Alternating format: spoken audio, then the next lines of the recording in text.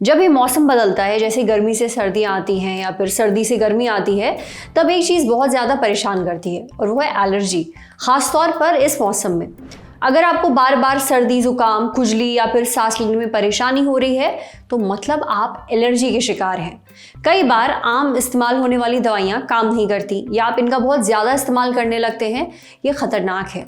आज के एपिसोड में जानेंगे इस मौसम में हर बार आपको एलर्जी की समस्या क्यों होती है और इससे बचने के लिए क्या कर सकते हैं।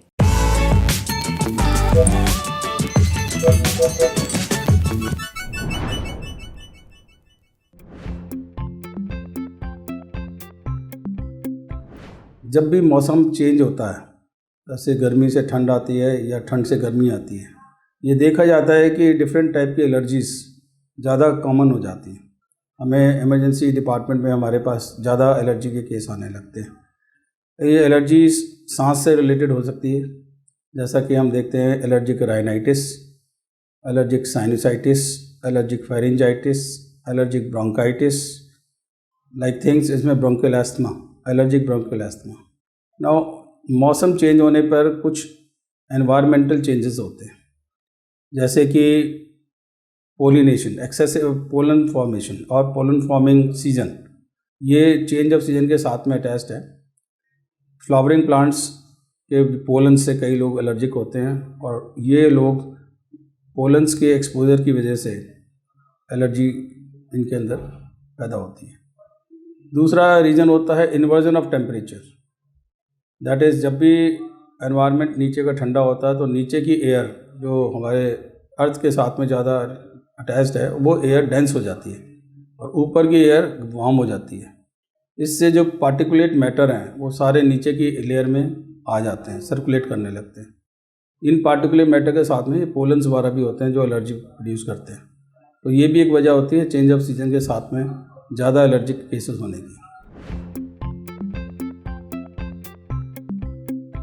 इनके सिम्टम्स हैं वो डिफरेंट टाइप के अलग अलग होते हैं। जैसे एलर्जिक राइनाइटिस में आपको बार बार छींके आना, नाक से पतला पतला पानी निकलना, उसके साथ में थोड़ा हेडेक, थोड़ा आंखों में जलन, थोड़ा कान में दर्द, थोड़ा सर दर्द और फीवर, लो ग्रेड फीवर जिसे हम हे फीवर भी बोलते हैं।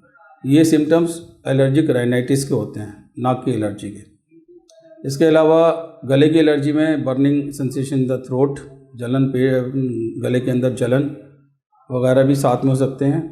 और अगर एस्थमा है, एलर्जिक ब्रोंकाइटिस एस्थमा, उसमें सांस की परेशानियाँ, सांस लेने में परेशानी होना, जल्दी थकना, बोलने में परेशानी, सोने में परेशानी सांस की वजह से, और आवाज़ आना सांस का, छाती जल्दी जल्दी चलना बच्चों में, ये, और खाना ना खाना बच्चों का बिकॉज ऑफ दिस।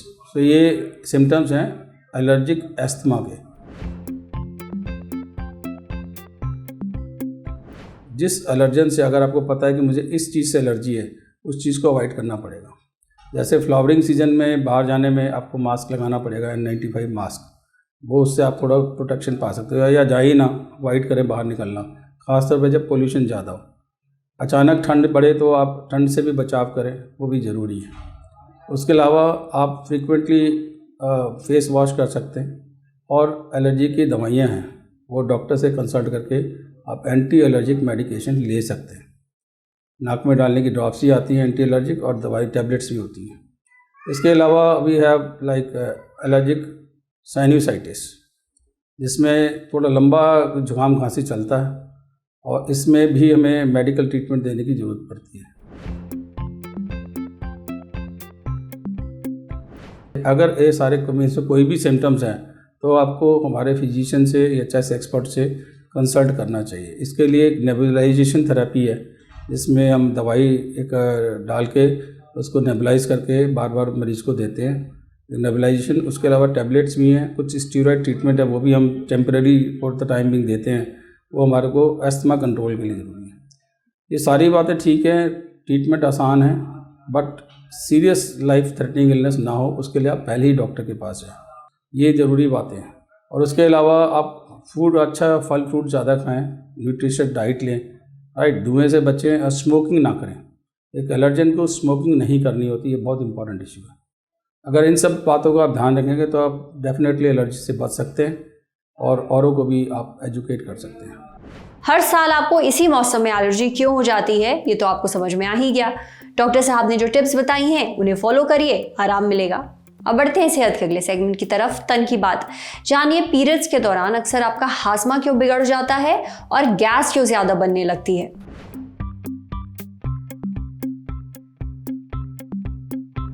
ज्यादातर फीमेल्स को पीरियड्स के दौरान पेट, पीठ और पैरों में भयानक दर्द होता है। इसके अलावा एक मुसीबत और होती है, पेट में भयानक गैस बनती है। पीरियड्स खत्म होने के साथ साथ ये समस्या भी चली जाती है। अब ऐसा क्यों होता है, ये हमें बताया डॉक्टर लवलीना नादिर ने। उनका कहना है कि इसकी वजह है हार्मोन्स। पीरियड्स के दौरान हार्मोन्स में उथल पुथल मच जाती है। पीरियड्स होने से पहले और उसके दौरान एस्ट्रोजन और प्रोजेस्टेरॉन नाम के 2 हार्मोन्स पे काफी ज्यादा उतार चढ़ाव आता है। जब पीरियड्स होने वाले होते हैं तो उस समय इन हार्मोन्स की मात्रा शरीर में बढ़ जाती है और इसका असर पड़ता है आपके पेट और छोटी इंटेस्टाइन पर, यानी छोटी आंत पर। एस्ट्रोजन की ज्यादा मात्रा की वजह से गैस और कब्ज की दिक्कत बढ़ जाती है। इसके साथ ही हमारे शरीर में एक पाइपनुमा चीज होती है जिससे खाना एक जगह से दूसरी जगह पहुंचता है। ये पाइप हमारे मल मार्ग से भी जुड़ा हुआ होता है। इन हार्मोन्स की वजह से इस पाइप में गैस फंस जाती है और इस वजह से पीरियड्स के दौरान ज्यादा गैस पास होने की प्रॉब्लम होती है। साथ ही पीरियड्स शुरू होने से थोड़ा पहले गर्भाशय की अंदरूनी परत एक तरीके का एसिड भी रिलीज करती है। ये एसिड उस समय हार्मोन्स जैसा ही बिहेव करता है। इस एसिड का नाम है प्रोस्टाग्लैंडिन। यह गर्भाशय की अंदरूनी परत को सिकुड़ने में मदद भी करता है ताकि खून बाहर निकल सके। अगर प्रोस्टाग्लैंडिन की मात्रा ज्यादा बढ़ जाती है तो ये नसों तक पहुंच जाता है। इसी वजह से मांसपेशियां सिकुड़ने लगती हैं। खाना पचाने की क्रिया पर भी इसका असर पड़ता है। इस तरह के बदलाव पीरियड्स के दौरान हाजमे की बैंड बजा देते हैं, पर परेशान मत होइए, ये एकदम नॉर्मल है, समझे। अब बारी है सेहत के आखिरी सेगमेंट की, खुराक यानी झक्कासी हेल्थ टिप। सर्दियों में मूंगफली खाने में बहुत मजा आता है ना।